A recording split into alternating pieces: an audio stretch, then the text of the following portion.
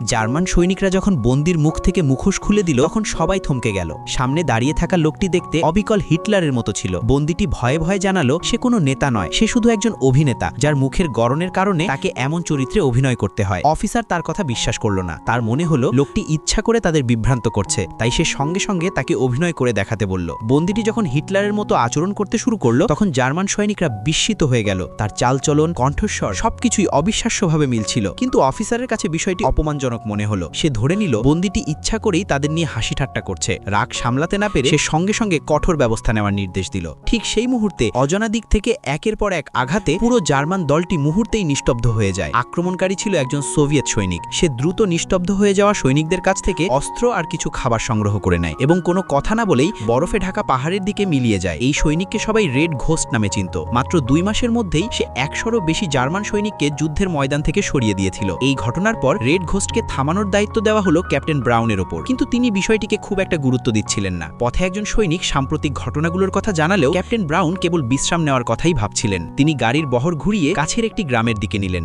তিনি জানতেন না সেই এলাকাতেই খাবারের খোঁজে একটি সোভিয়েত স্কোয়াড গোপনে অবস্থান করছে। সোভিয়েত সৈনিকরা একটি ঘরে ঢুকে খাবারে ভরা একটি টেবিল দেখতে পেল। একজন সৈনিক যখন পানীয় নিতে যাচ্ছিল তখন তার সঙ্গী তাকে থামিয়ে দেয়। দলের একজন অভিজ্ঞ সদস্য জানায় এটি শত্রুপক্ষের ফাঁদ হতে পারে, তাই এখান থেকে সরে যাওয়াই নিরাপদ। তারা তাদের গর্ভবতী সঙ্গিনীকে একটি ঘরে লুকিয়ে রেখে নিজেরা বাইরে যায় খাবারের খোঁজে। ঠিক সেই সময় জার্মান স্কোয়াড গ্রামে প্রবেশ করে। নারী সৈনিকটি ঘরের ফাঁক দিয়ে সবকিছু লক্ষ্য করছিল। হঠাৎ তার পেটে তীব্র ব্যথা শুরু হয়। তার চাপা আওয়াজে এক জার্মান সৈনিক সন্দেহবশত সামনে এগিয়ে আসে। সৈনিকটি একটি বাক্স খুলে ভীত সন্ত্রস্ত এক নারীর দিকে তাকিয়ে থাকে। কয়েক সেকেন্ড সে নিশ্চুপ দাঁড়িয়ে থাকে, তারপর ধীরে করে বাক্সটি আবার বন্ধ করে দেয়, যেন সে কিছুই দেখেনি।